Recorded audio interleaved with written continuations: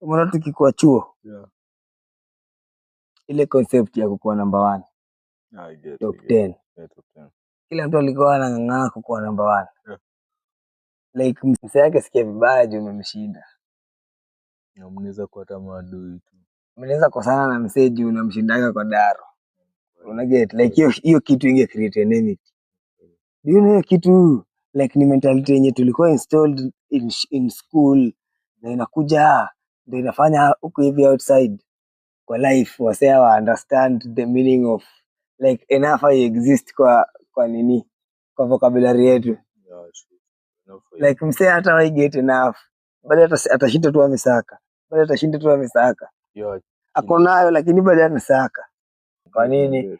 Hadi ukikuwa primary hii umekuwa number 1 na 400 marks. Exam ya kwanza, unaleta exam ya pili hii unakuwa number 1 na 400 na 398 marks. Bado wewe ni number 1 lakini wanakuchapa viboko juu hujaongeza marks.